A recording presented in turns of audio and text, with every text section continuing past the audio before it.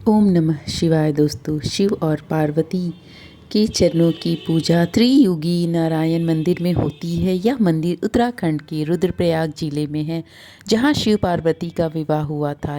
यहाँ स्थित हवन कुंड में अखंड अग्नि युगों से जल रही है।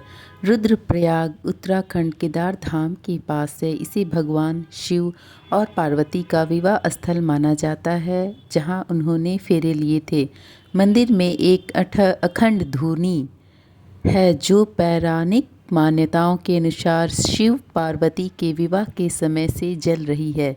भक्त इस पवित्र अग्नि की भस्म को व्यवहारिक सुख के लिए घर लाते हैं। इस मंदिर में भगवान के विवाह स्थल को ही उनके चरण चिन्ह के रूप में पूजा जाता है।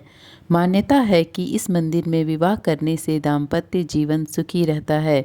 यह मंदिर त्रियुगी नारायण गांव में स्थित है, जो भगवान विष्णु की उपस्थिति के लिए भी जाना जाता है, जिन्होंने पार्वती के भाई के रूप की भूमिका निभाई थी। यह मंदिर 3 युगों सतयुग, त्रेता युग, द्वापर युग से इस स्थान पर होने के कारण त्रियुगी नारायण कहलाता है। यह स्थान माता पार्वती के मायके के रूप में भी जाना जाता है, क्योंकि यह कभी हिमालय राज्य की राजधानी थी।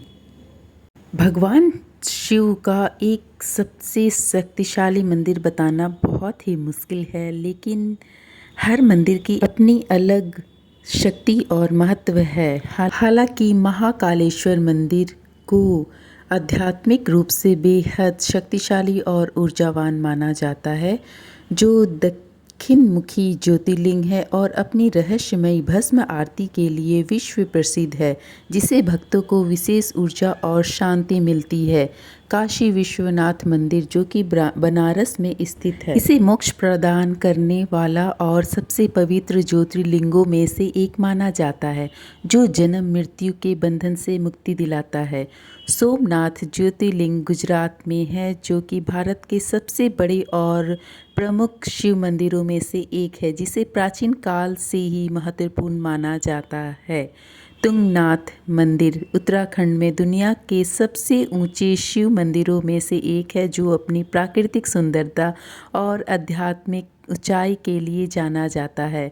अमरनाथ गुफा जम्मू और कश्मीर, यह एक प्राकृतिक गुफा मंदिर है, जहां बर्फ से बना शिवलिंग बनता है, जो भक्तों के लिए अत्यंत पूजनीय है। इसके अलावा त्र्यंबकम, बैजनाथ, लिंगराज और कई अन्य मंदिर अपनी विशेष शक्तियों और चमत्कारों के लिए माने जाते हैं।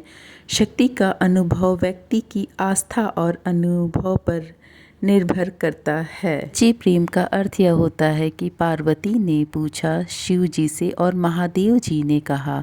प्रेम के केवल अनेक रूप स्वयं पार्वती ही है। जब सती के रूप में पार्वती दूर हो गई, तो महादेव का जीवन निराधार हो गया था, जो उनके गहरे जुड़ाव को दर्शाता है।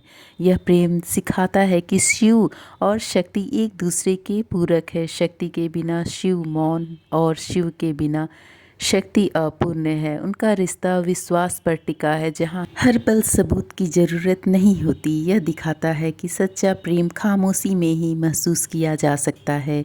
पार्वती ने शिव के बैरागी रूप को अपनाकर उन्हें गृहस्थ जीवन के लिए प्रेरित किया, जो आपसी समझ और समर्पण का प्रतीक है। पार्वती के सच्चे हृदय ने महादेव को पिघला दिया और उनका दिव्य मिलन हुआ, जो आज भी सच्चे प्रेम की मिसाल है। भगवान शिव और पार्वती की पुत्री का नाम अशोक सुंदरी है। पार्वती जी उनके परिवार से जुड़े हुए ये सारी जानकारी आपको कैसे लगी, कमेंट में ज़रूर बताइएगा।